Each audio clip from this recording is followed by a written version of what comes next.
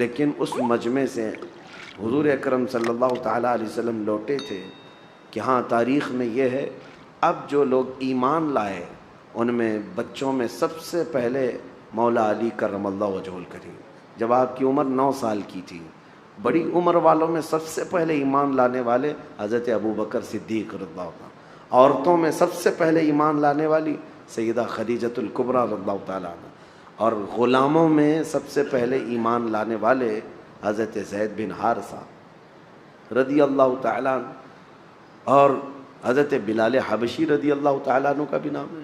یہ لوگ سب سے پہلے ایمان لانے والوں میں ہیں، سب سے پہلے جو لوگ ایمان لائے۔ اب یہ وہ لوگ تھے، اس میں حضرت ابوبکر حضرت خدیجہ کو چھوڑے تو باقی تو سب ان کے حالات ایسے نہیں تھے کہ وہ پورے مکہ والوں سے پنگا لے لیتے، مقابلہ کر سکتے۔ کمزور لوگوں سے دین شروع ہوا، اور جو لوگ شروع میں اسلام میں داخل ہوتے تھے وہ غریب صحابہ تھے، کمزور تھے، لیکن ایمان اتنا مضبوط تھا کہ ہر مصیبت کے لیے وہ ڈٹے رہتے تھے، ہر بڑی سی بڑی مصیبت کو فیس کرنے کو تیار تھے۔ اب یہاں سے تبلیغ اسلام کا سلسلہ شروع ہوا۔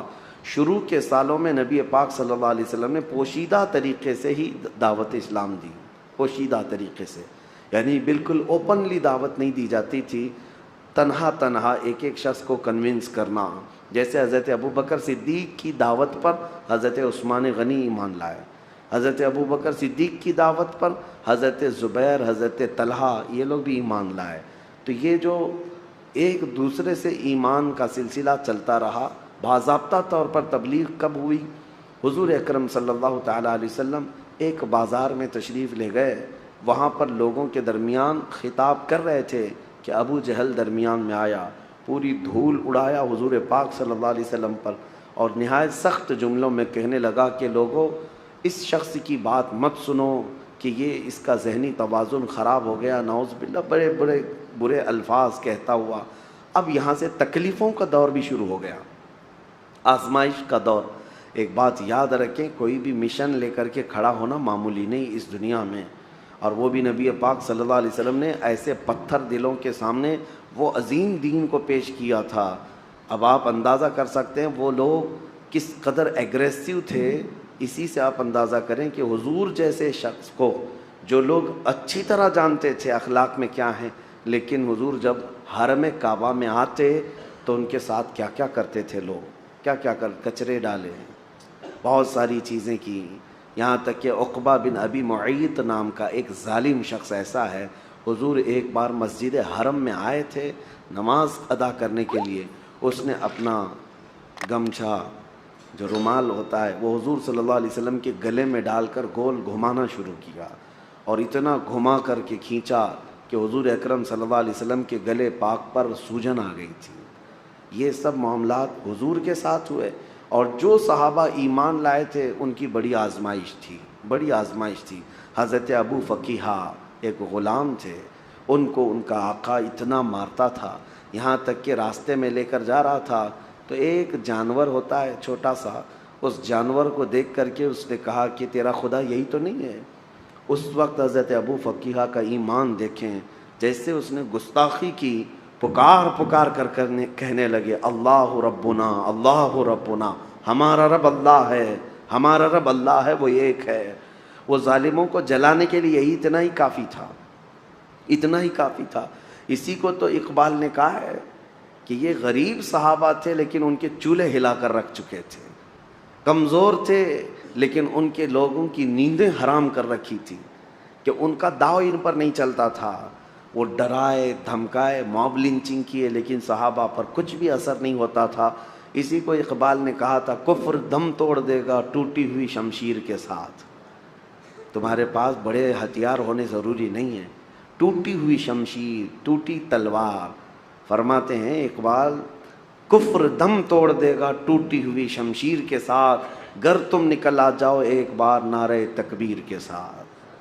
وہ نعرہ تکبیر کس کا تھا؟ وہ صحابہ کا تھا، ہر گھڑی ہر لمحے۔ اب جو تکلیف اٹھائے ہوئے صحابہ ہیں ان کی ایک لسٹ ہے لمبی، کون کون سے صحابہ ہیں جنہوں نے اسٹرگل کیا ہے بہت سخت طریقے سے۔ اس میں حضرت ابو فقیہہ، حضرت بلال حبشی، حضرت خباب ابن الارت، حضرت خبیب ابن عدی، حضرت عمار بن یاسر جن کو آگ میں جلایا گیا تھا، آگ میں جلایا گیا، حضرت سیدہ سمیہ جن کو گھوڑے کے ٹانگوں میں باندھ کر کے دوڑایا گیا تھا، وہ بڑی عمر کی خاتون تھی، ان کی شرمگاہ پر تیر مار کر کے انہیں شہید کیا گیا تھا۔ یہ اسلام کی سب سے پہلی شہیدہ ہے، سب سے پہلے شہید ہونے والی خاتون ہے۔ مکہ میں یہ جو سٹرگل کا زمانہ شروع ہو گیا، تو اب میں آپ کو یہاں سٹیپ بائی سٹیپ عرض کروں گا۔ نبوت کے جو سال شروع ہوئے، پہلا سال، دوسرا سال، تیسرا سال، چوتھا سال، اس طرح سے 40 سال کی عمر پاک میں نبی پاک صلی اللہ علیہ وسلم نے اپنے نبوت کا اعلان فرمایا۔ آپ ایک بات یاد رکھیں، فرق محسوس کریں۔ بہت سارے لوگ یہ کہتے ہیں حضور 40 سال کی عمر میں نبی بنائے گئے۔ حضور نبی بنائے نہیں گئے، حضور نے تو فرمایا میں تو اس وقت بھی نبی تھا جب آدم علیہ السلام کو مٹی اور پانی میں گوندھا جا رہا تھا، وہ تو نبی اس وقت بھی تھے۔ اور نبی میرے آقا صلی اللہ علیہ وسلم اولین آخرین سب کے نبی ہیں، لیکن نبوت کا اعلان کرنے کا حکم 40 سال کی عمر میں ہو۔ اس کو ہمیشہ سے احتیاط کریں۔ بعض لوگ ایسے ہی بک جاتے ہیں کہ حضور کو 40 سال کی عمر میں نبوت ملی۔ نبوت ان کی زمانے سے تھی، لیکن اعلان کرنے کا حکم کب ہوا؟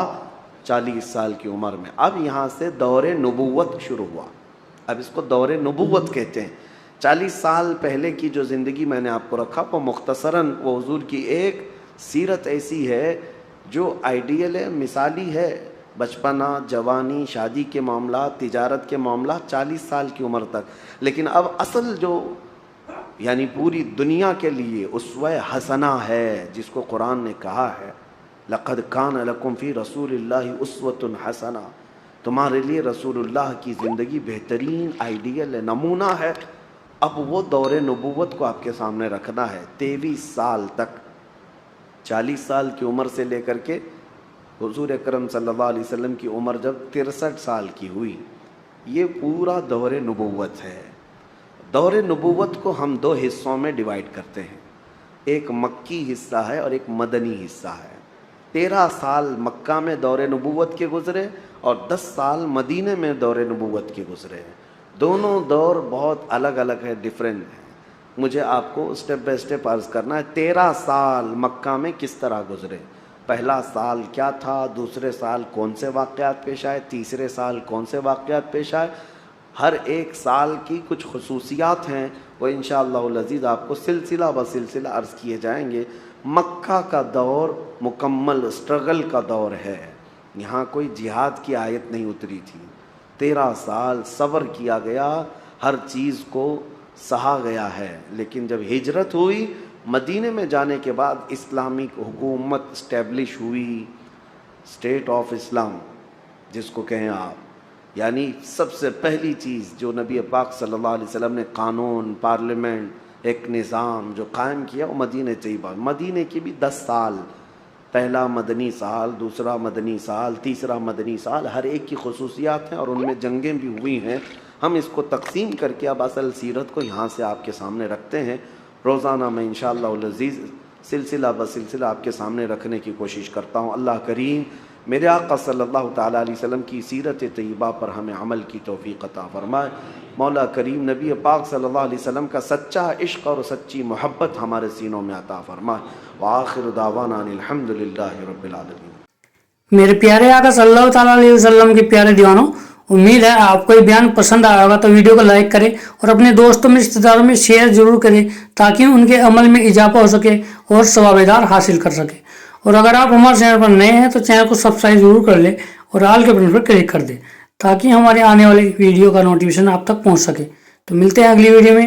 السلام علیکم ورحمۃ اللہ وبرکاتہ۔